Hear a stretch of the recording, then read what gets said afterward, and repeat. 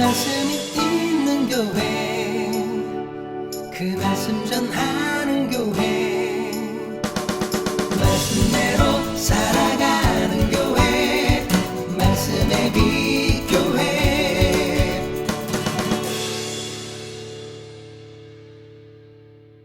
오늘 저녁에는 당신이 그 사람이라 라는 제목으로 함께 말씀을 나누고자 합니다.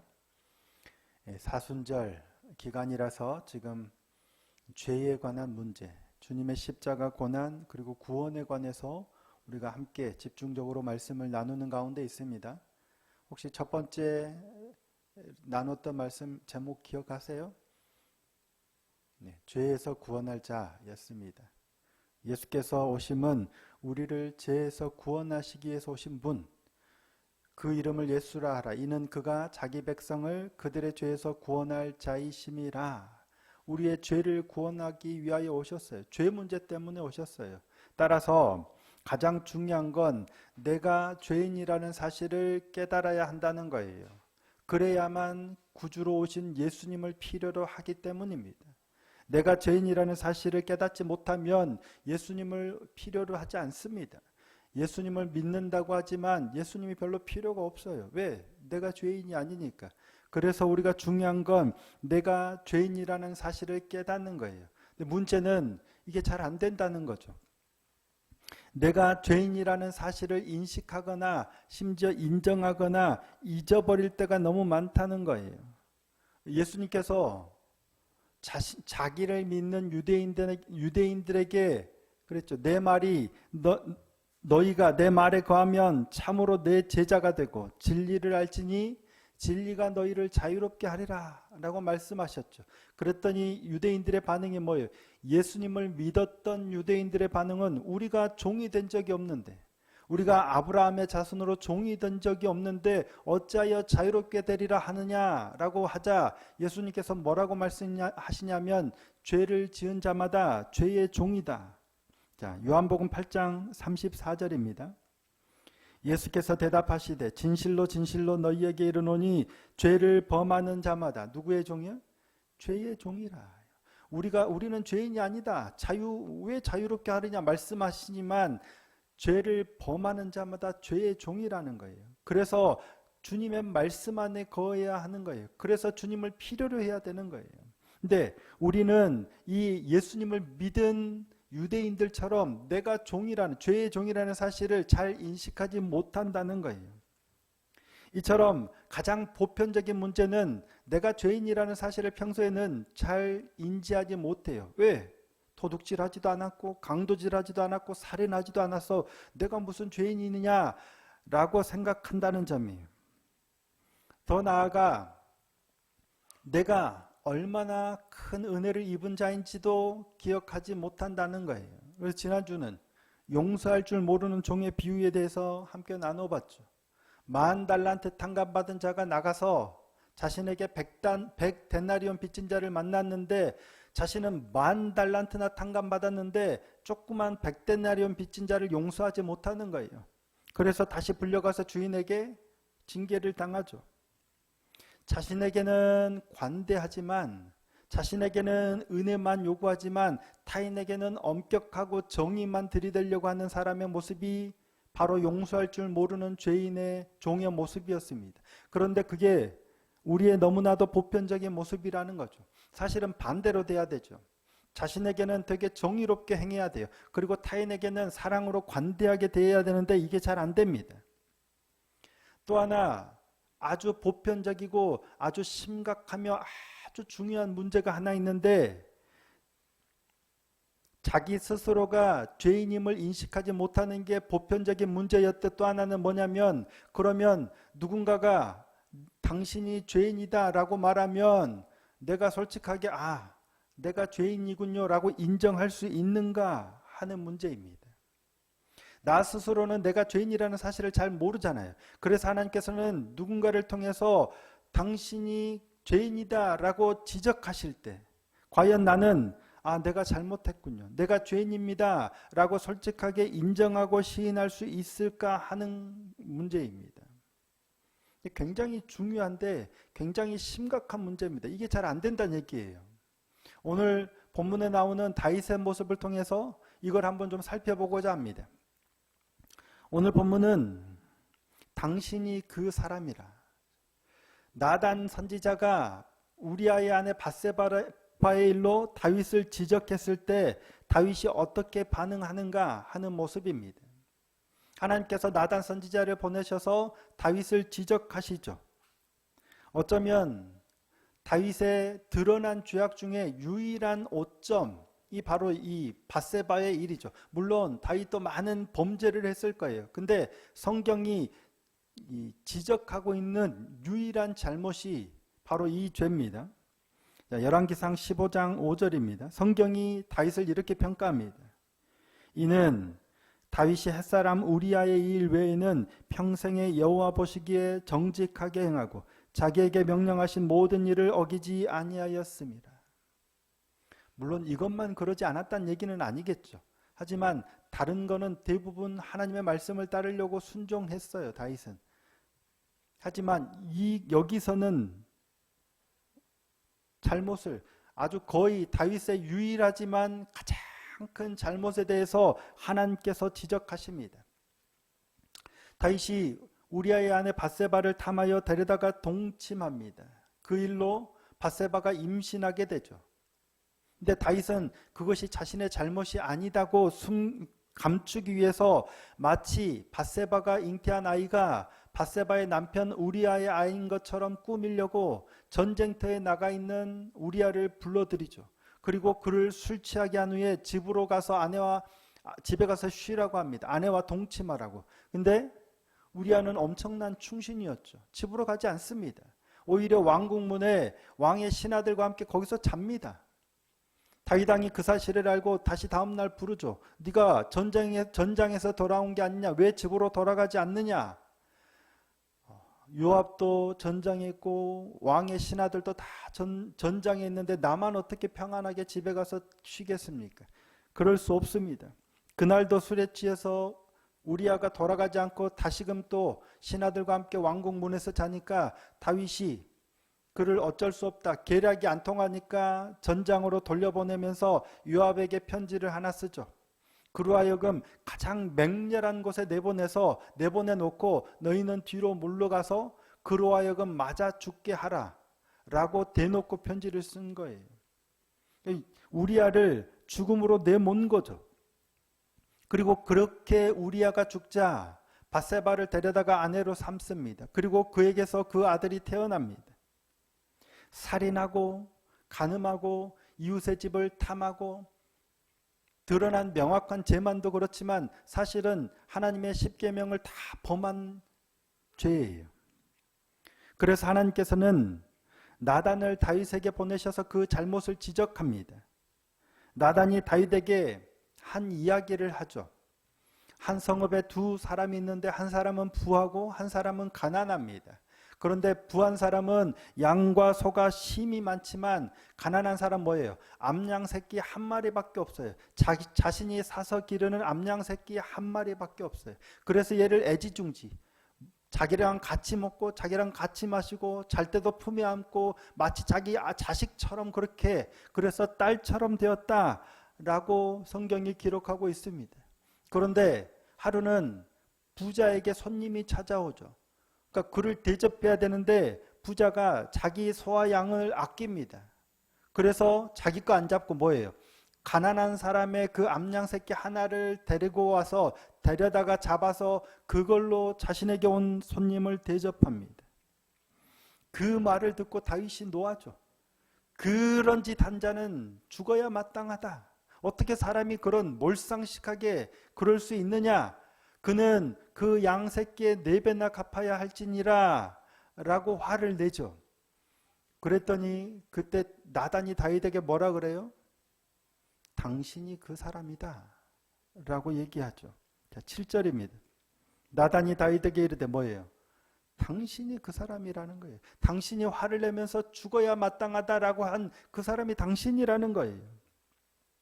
하나님께서 당신을 이스라엘 왕으로 삼으려고 왕으로 기름 부으려고 사울의 손에서 건져내고 내 주인의 집을 내게 주고 내 주인의 아내들을 내 품에 두고 이스라엘과 유다 족속을 내게 맡겼어요. 만일 그것이 부족하였을 것 같으면 이것도 주고 저것도 주고 다 주었을 텐데 어찌하여 그런 악을 행했냐는 거예요.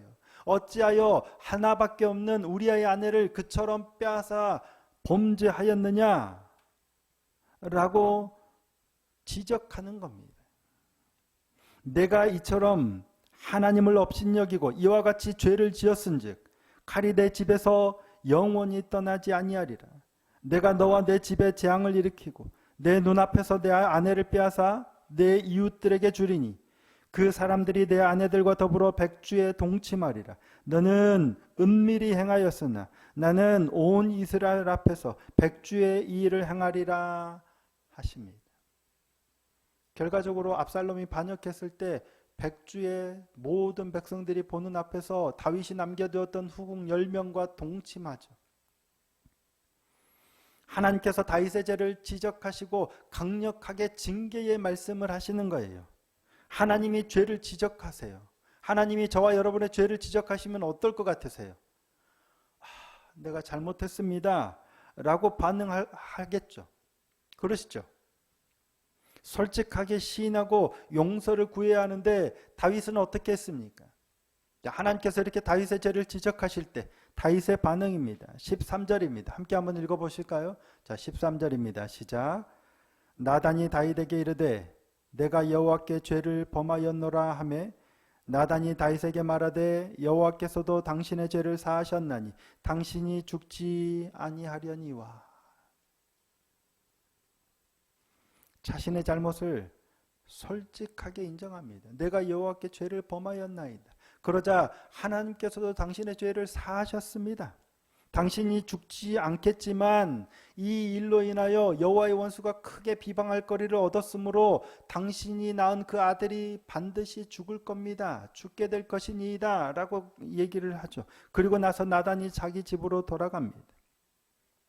다윗은 하나님이 자신의 잘못을 지적하실 때 곧장 내가 여호와께 범죄하였나이다 라고 솔직하게 인정했어요. 그런데 그게 쉬울까 하는 거예요. 하나님이 지적하시면, 사람이 지적하면 내가 못 견디겠지만 하나님이 지적하시면 나도 솔직하게 인정할 수 있어 라고 생각하지만 그렇지 않더라고요. 사울은 크게 두 가지 잘못을 저지르죠. 하나는 블레셋과의 싸움에서 사무엘이 정한 기한대로 이레 만에 내려오지 않자 자기가 급하여 자기가 번제와 화목제물을 가져오라 하고 자기가 번제를 드립니다. 직접 드립니다. 그러자 사무엘이 와서 왕이 어찌하여 이처럼 망령되이 행하였나이까 라고 책망합니다. 왕이 잘못하였습니다. 당신이 번제를 드리면 안 되는데 왜 그랬습니까? 라고 지적했을 때 뭐라고 합니까? 내가 잘못하였습니다 하지 않죠. 자, 사무엘상 13장 12절입니다. 이에 내가 이르기를 블레셋 사람들이 나를 치러 길갈로 내려오겠거늘 내가 여호와께 은혜를 간구하지 못하였다 하고 부득이하여 번제를 드렸나이다 하니라. 급한데 하나님께서 내가 하나님께 은혜를 구하지 못했어. 그래서 당신이 안 오길래 내가 부득이하여 어쩔 수 없이 내가 직접 번제를 드린 겁니다. 뭐예요? 변명이죠. 자신이 어쩔 수 없이 그랬다면서 변명을 하고 책임을 회피하려고 하는 거예요. 또 하나, 아말렉을 진멸하라 라고 명령하셨죠. 그런데 진멸 안 하죠. 가장 좋은 것은 남기고 가치 없고 하찮은 것만 진멸합니다. 그래서 사무엘이 오자마자 내가 여호와의 명령을 순종하였습니다. 명령대로 다 진행하였습니다. 그러자 사무엘이 그러면 내 귀에 들리는 양의 소리와 내 귀에 들리는 소의 소리는 어찌미니이까? 그 말은 왜 순종하지 않았나이까 하는 말이죠. 그처럼 사울의 불순종을 지적하자 사울이 그때도 그렇죠. 내가 잘못했습니다. 여호와께 범죄하였나이다 하면 얼마나 좋아요. 그런데 안 그러잖아요. 이것은 무리가 끌어온 건데 하나님께 제사 드리려고 좋은 것은 남겨둔 거예요. 그렇지 않은 건, 가치 없는 건 다 진멸하였습니다 라고 자기 입으로 대답해요. 하지만 그거는 하나님의 말씀에 불순종한 거잖아요. 진멸, 모조리 진멸하라고 했는데, 근데 변명하고 책임을 회피하고 책임을 무리에게, 백성들에게 전가하기까지 합니다. 근데 대단히 익숙한 반응이죠. 누가 그래요? 아담과 하와가 그러잖아요. 방금 내가 그러네. 방금 내 아내가 그러네. 웃자고 드린 말씀인데 너무 진지하시네. 아담과 하와가 그렇습니다. 하나님께서 아담과 하와에게 선악을 알게 하는 나무의 열매를, 내가 내게 먹지 말라고 한 나무의 열매를 먹었느냐라고 할 때 아담이 뭐라고 변명합니까? 하나님께서 내게 주셔서 나와 함께 있게 하신 그 여자가 주므로 내가 먹었나이다 라고 대답하죠.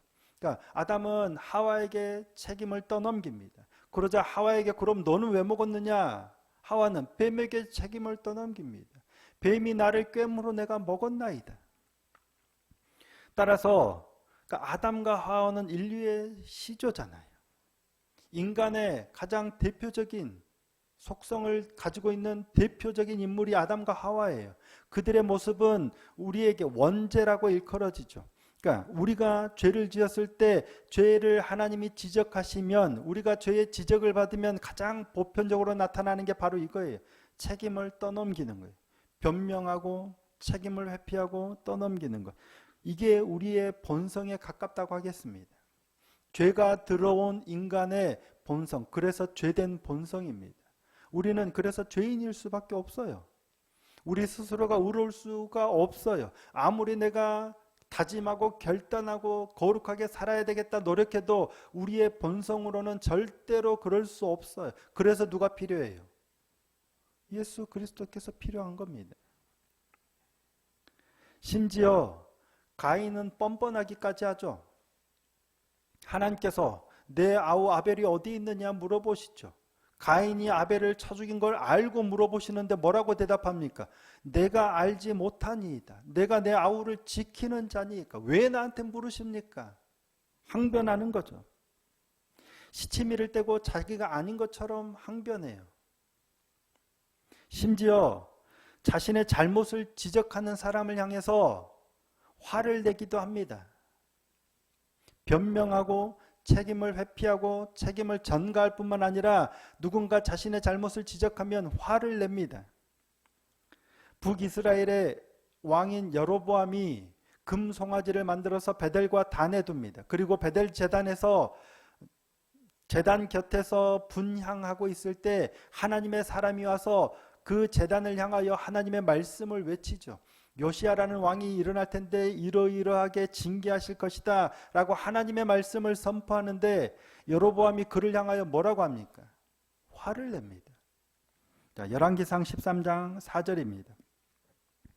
여로보암 왕이 하나님의 사람이 베델에 있는 제단을 향하여 외쳐 말함을 들을 때 제단에서 손을 펴며 그를 잡으라 하더라. 그를 향하여 편손이 말라 다시 거두지 못하며. 하나님의 말씀을 선포하고 있는 거예요. 당신이 그러면 안 돼.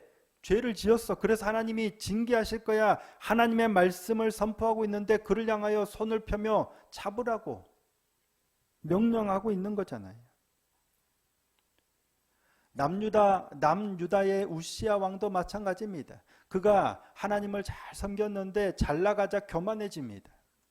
강성해지자 마음이 교만해져서 자신이 여호와께 직접 분향하려고 들어갑니다. 그러자 제사장 아사랴가 용감한 제사장 80명을 데리고 그 뒤를 따라가서 왕에게 말리죠. 왕이요, 그러면 안 됩니다. 분향하는 일은 하나님이 택하여 세운 제사장이 할 일이요 왕이 하실 일이 아닙니다 라고 말려요. 그때 왕이 어떻게 합니까? 화를 냅니다. 그래서 책망을 받고 이마에 나병이 들죠. 자, 역대하 26장 19절입니다. 우시야가 손으로 향로를 잡고 분향하려 하다가 화를 내니 그가 제사장에게 화를 낼 때에 여호와의 전안 향단 곁 제사장들 앞에서 그의 이마에 나병이 생긴지라.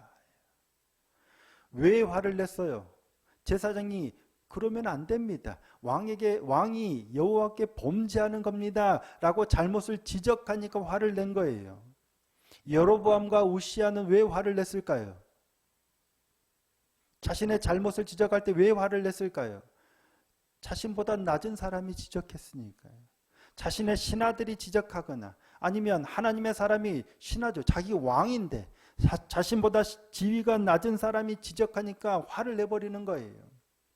나이가 어린 누군가가 신분이 아니면 뭐 지위가 낮은 누군가가 높은 사람을 지적하면 우리는 이처럼 화를 내기 십상입니다.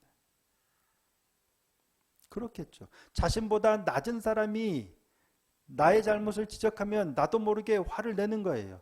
높은 하나님이나 높은 사람이 지적하면 아닌데요. 변명하거나 책임을 전가하지만 낮은 사람이 지적하면 화를 내는 거예요. 이들의 반응이 다른 게 아니라 똑같습니다. 자신의 책임을 회피하는 거예요. 근데 다윗은 어떻게 해요? 나단은 다윗의 신하예요. 그런데도 불구하고 당신이 그 사람이라 라고 지적하자 바로 뭐예요? 네가 어떻게 감히 하지 않았죠. 내가 여호와께 범죄하였나이다. 솔직하게 시인하고 용서를 구하는 겁니다. 솔직하게 자신의 잘못을 인정하자 여호와께서도 당신의 죄를 사하셨나이다 하는 거예요. 굉장히 큰 차이입니다. 우리의 죄를 지적받을 때 솔직하게 시인하고 돌이키면 하나님이 사하세요. 물론 그 일에 대한 징계가 주어지긴 하겠지만 하나님이 사하세요. 하지만 지적당할 때 인정하지 않으면 사울처럼 버림을 당합니다. 나병이 들거나. 다윗처럼 그렇게 솔직하게 인정할 수 있는 사람이 되기를 소원하고 축복합니다. 근데 여러분은 어떠세요? 누군가가 내 잘못을 지적하면 나는 어떻게 반응했던가를 한번 돌아봤으면 좋겠습니다. 저도 아내가 뭐라고 하면 설교가 그게 뭐야? 기도를 좀 더 하지. 지적하면 안에서 올라와요. 지적받을 때 기분 좋은 사람은 없어요. 하지만 그럴 때 내가 어떻게 반응하는가예요. 화를 내거나 변명하거나 책임을 전가하는 게 우리의 거의 기본적인 본능에 가까운 반응인 것 같아요. 하지만 다윗은 본능을 거슬러서 자신의 잘못을 솔직하게 인정했어요. 어떻게 그럴 수 있었을까? 다윗이 뭐 하는 사람이었어요? 하나님을 경외하는 사람이었는데 다윗을 특징 짓는 가장 대표적인 행위 하나가 뭐냐면 여호와의 말씀을 주야로 읊조리는 사람이었어요. 하나님의 율례와 율법을 늘 입술로 읊조리는 사람이었어요. 주야로 하나님의 말씀을 묵상하던 사람이었어요. 묵상의 기본이 뭐냐면 하나님의 지적을 받는 겁니다. 가장 큰 역할 중에 하나가 하나님의 지적을 받는 거예요. 매일 말씀을 통해서 하나님의 지적을 받다 보니까 어느 순간 하나님이 쿡 찌르면 내가 범죄하였나이다 이게 되더라는 거예요.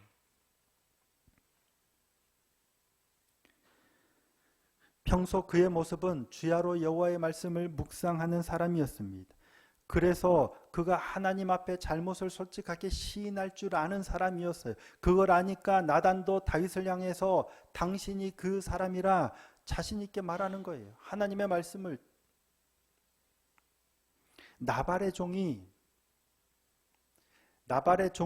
아비가일에게 그럴 수 있었던 건 그 종이 신실해서이기도 하지만 아비가일이 그만큼 지혜로운 여인이었기 때문입니다.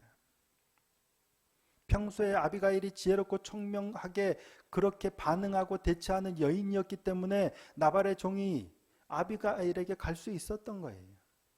그 종도 훌륭하지만 아비가일 때문입니다.